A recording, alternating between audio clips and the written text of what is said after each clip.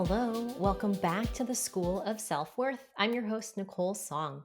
So excited to be here with you all today for a quick, powerful episode because we're going to talk about a topic that is resonating deeply with my clients and is definitely a personal experience I've had to move through as well. And that is the secret to overcoming perfectionism. I am all about releasing the pressure valve so you can live a life you really want to with joy and ease and alignment and peace. So stay tuned for this incredible topic. And before we get started, if you're an Asian American corporate woman who wants to manifest a promotion and 60 days while working 20% fewer hours, DM me dream on Instagram at Nicole Song. I've got something there for you. All right, friends, let's get into it. When I was younger, I thought that overachieving was the same thing as perfectionism. Like to me, they were pretty much the same idea. And I was actually really proud of it. Like I thought it was a badge of honor. It meant that I was crushing the competition. I was rising fast in my career and in my life. And I was really making my family proud. But as I got deeper into my career, particularly when I was a journalist, I realized that there was a dark side to perfectionism. So, how it would look for me back then is after I would write a story that was going in the paper the next day, I would take all my notes with me or email them to myself. And then I would be thinking about that story all evening. So, even if I was out for drinks or dinner with friends, in the back of my mind, I was worried, stressed about all the facts in the story and whether I had gotten them right. And so as soon as I was done with dinner, or if I was at working, if I was at home, I would rush home and I would double check everything. Like I would line by line my story with all of my notes. And sometimes I would call into the newsroom around 8 or 9 p.m., sometimes 10. Copy editors hate this, by the way, calling to say, hey, can we change these three words in the lead? Or can we change this fact? And they're like, are you sure? They don't really like it when you skip your editor and try to change things late. So that would happen to me frequently. And then I would worry until I went to sleep, usually at midnight, still looking at all of my notes. And then in the morning, I would wake up feeling so anxious. It'd be so heavy in my chest. And I would avoid reading the story until I got to work because I just would go into this crazy avoidance pattern. And then once I got there, I was in such dread, like walking to my desk where I would see if there was messages from sources or from readers telling me that my story was wrong or I had made a mistake or something was bad or wrong with my story. And if someone actually said that, like there was a mistake that I had to correct, that could send me into a full day anxiety spiral. So this was pretty unpleasant to say the least. And this was normal for me. This was my life for years until I learned that there was a better way. Until I recognized and started to understand that perfectionism was actually costing me my sanity and my inner peace. So, for my immigrant daughters out there, this is so common. And a big part of it is because you're usually raised with the idea that your actions are not just about you, they're a reflection on your family, they're a reflection on the whole. There's always this idea that you should be making sure that the choices that you're making are reflecting well on people beyond yourself. And it's really distinct from the American individualism way, and I like to acknowledge it because I feel like sometimes we don't even recognize that we were raised with that. And then we kind of come into corporate culture or into other places where that's not the case. So, for example, like good grades are not just you doing well, it's a reflection on your parents feeling like they have succeeded. And particularly as immigrants, for them, success is their children succeeding in the new country that they came to. And then if you did things poorly or you messed up, oh my gosh, that was so negative and can be really challenging. Like I remember I was just really embarrassed when things like that happened. I remember once I got a B in geometry and my dad was just so disappointed. And I was like, oh my gosh, I disappointed him. It was really hard for me at that time to feel like I had disappointed them. And so then oftentimes because of experiences like that, your goal in life can be like, well, I've got to do everything I can to make my family proud. And then the only way to do that is to be as perfect as possible at all times.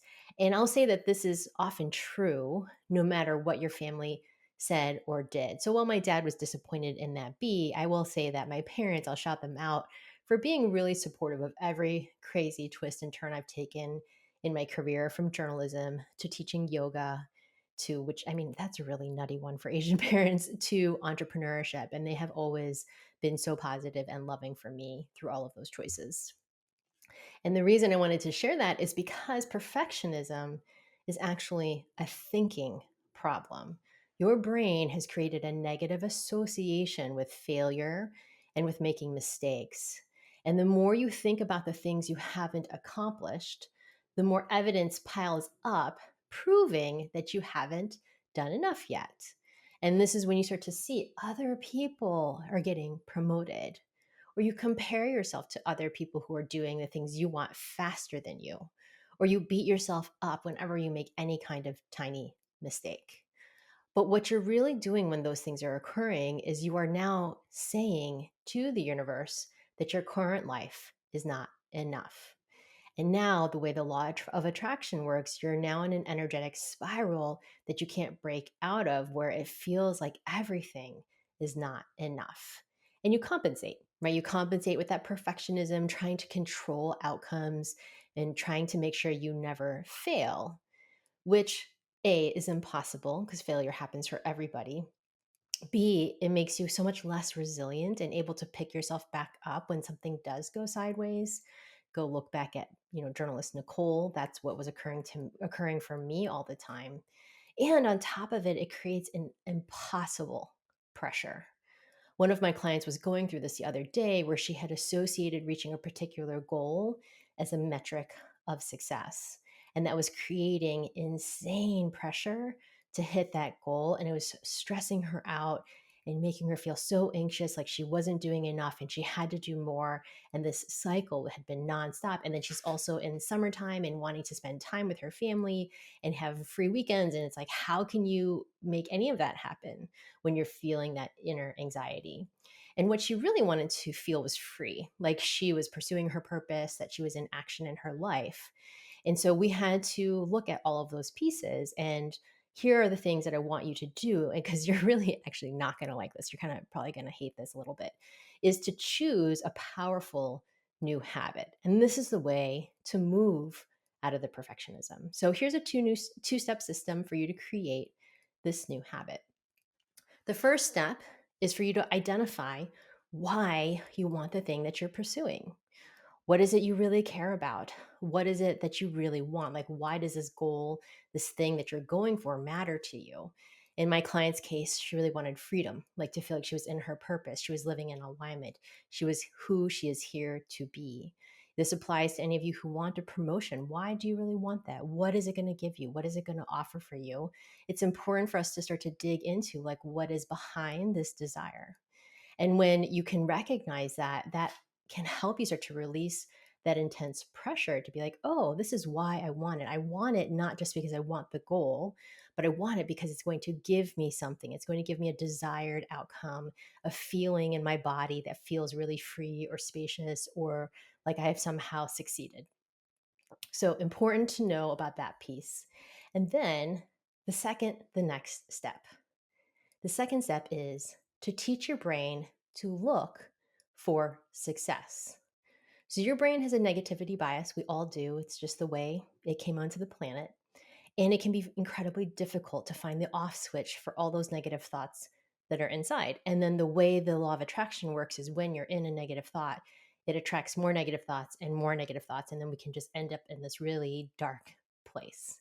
So it takes something like, and there's evidence and data about this, it takes around 8 to 12 positive thoughts to counter one negative one. So your job is to start to counter with positive ones. Sometimes this can feel really challenging.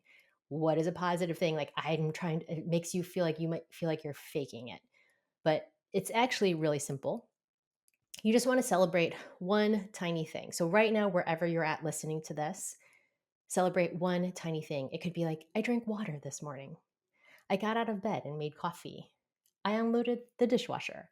Like, I did something really small, really easy. I texted my mom. That's it. Like, just so simple. Because when you start to celebrate that you did something small like that, the more you stack these wins of success, the more you are now drawing in success. wins, this experience like, wow, I am doing good things today. I'm now countering that feeling like I'm not doing enough. And it is so essential to do this repeatedly. So we do need some accountability, right, for us to do this. This is something that I do with my clients consistently because I find for most of it, it's pretty challenging to put this into practice and know that you can right now make a shift. So make a shift, just celebrate a win, tell me what it is, DM me on Instagram. I actually really want to know. And then just anchor it in that way by DMing me at Nicole Song and say, stack the wins to start to move your energy in the direction of celebration and success. And seeing that the more you bring it in, the more you get of it. And my perfectionist, it is not about nailing this and getting it exactly right. It is about gradual improvement. It's why it's part of the bigger system that I teach around really being celebrated and promoted in my course, because it is part of the bigger thing that we have to work on as part of the system. And if you want to learn that exact step-by-step system, DM me at Nicole Song Dream, and we'll talk about it, because it is really important for us to understand that starting to overcome perfectionism is a process. It's not something that will happen overnight. And you do have the power to make a change right now. It's about adding up any tiny wins you have, no matter how small. So anchor this in by DMing me and letting me know what your win is, or if you want to learn more about the step by step system it takes to really overcome this for good, DM me Dream at Nicole Song. Thank you all so much for listening. I am so proud of you wherever you're at, whatever win you have from today. And I can't wait to hear from you about your wins.